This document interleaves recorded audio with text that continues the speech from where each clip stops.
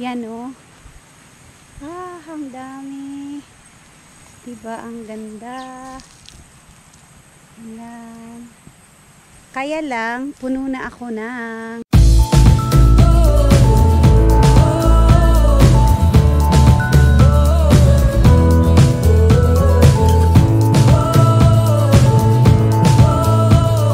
So, I'm on my way to the lungsod.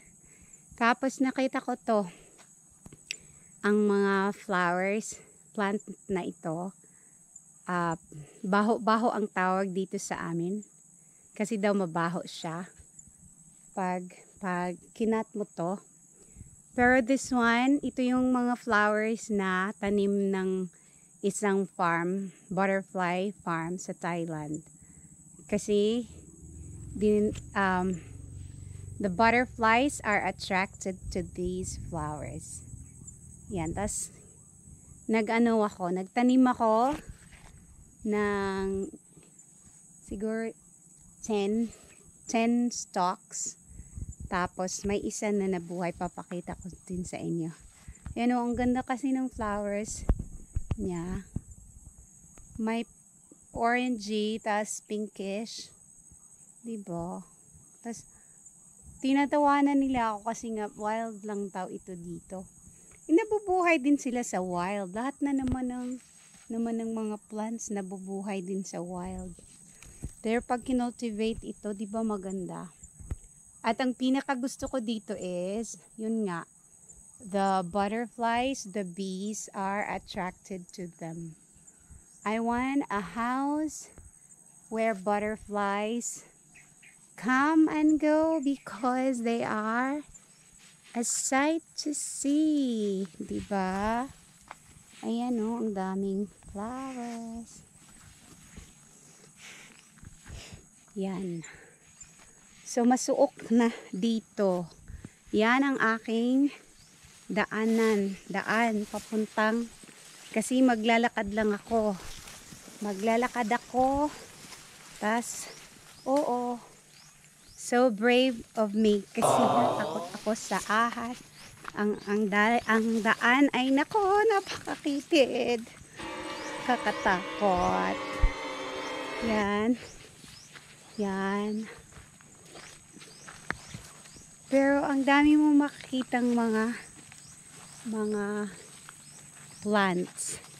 Yung paguha, ito yun, masukal na. Baka mali yung nadaanan ko. Wala, pag mali ako, patay ako dito. Wala.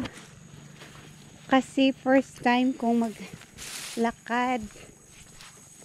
Tas may kalsadang malaki, kaya lang hindi ko siya maraming crossing.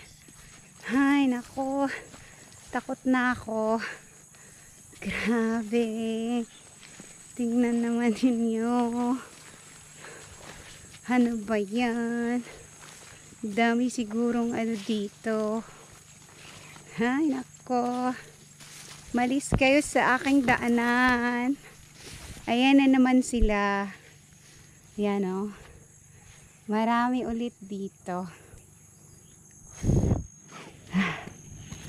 Ayan. Ang ganda talaga ng flowers. It's not about the smell. It's about the beauty and the color. Diba? Ang ganda naman ng color. Oh. Wala. Yan, masukal. Masukal. At ako'y magtatago ko na. Kasi baka may mga ahas din eh. Nakakatakot. Ayan, ano ba yan? Hala. Kakatakot. May malaking daan dito eh. Sana soon. Kasi takot na ako. Hey.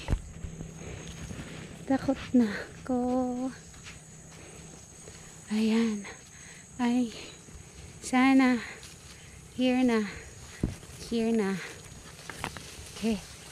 Ano ba yun?